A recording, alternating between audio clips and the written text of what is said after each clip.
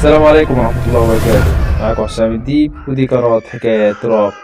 قصتنا النهاردة غريبة ومريبة جدا، وهي عن روح الشيطان. تبدأ حكايتي: المكتوب على الجبين لازم تشوفه العين، المكتوب مفيش منه هروب. ده كلام جدي العمدة اللي كنت دايما بسمعه قبل ما يموت وسيبني لوحدي. العلم اللي سابهولي ومش عارف ليه افتكرته دلوقتي، وانا واقف قدام سرير وعليه بنت في العشرينات، وعلى حسب كلام اهلها انها عروسة لسه مكملتش. نظرتها ليا كلها غضب، حاولت تقوم تهجم عليا لكنها مكتفة.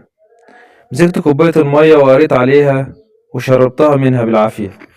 صرخت بعنف، بدأت ترجع حاجة زي دم بس لونها اسود. قربت منها عشان اشوفها حصل لها ايه، لكن شفت اللي ما كنتش اتوقعه. انا الشيخ سعدون، انا الشيخ سعدون المحمدي، الشيخ المميز في مكان بعيد عن صخب المدينة ودوشتها. انا عايش على حدود السودان، ابويا مصري وامه سودانية.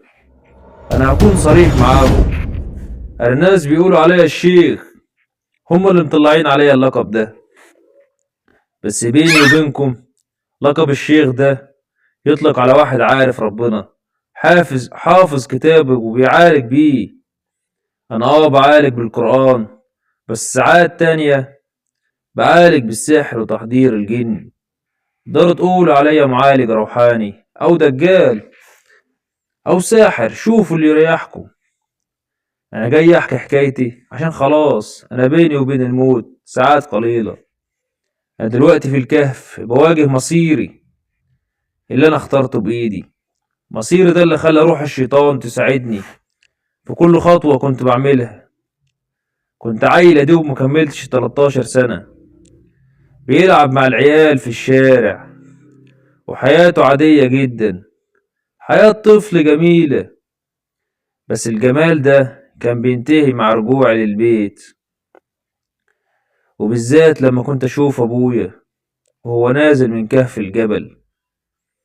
وشه كان بيبقى عليه غضب ربنا، واول ما يشوفني يقول لي: ايه خلفة الهباب اللي انت بتبصلي كده ليه؟ غور على اوضتك، انا مش طايق اشوفك ولا اشوف امك البومة دي. من يوم ما اتجوزتها والعيشة زفت، وجات زودتها بخلفتك الهباب. الكلام كان بيتعبني نفسيا وبيخليني اكرهه. مش مصدق ان في اب بيكره ابنه كده. ولما كنت اسال امي هو بيعملنا كده ليه، كانت تسكت وتقول لي: بكره مسيرك هتفهم الجمله دي. اتعودت عليها منها من يوم ما وعيت على الدنيا، لحد ما في يوم قررت اروح ورا ابويا الكهف، كهف الجبل. كل اللي اعرفه ان ابويا بيروح هناك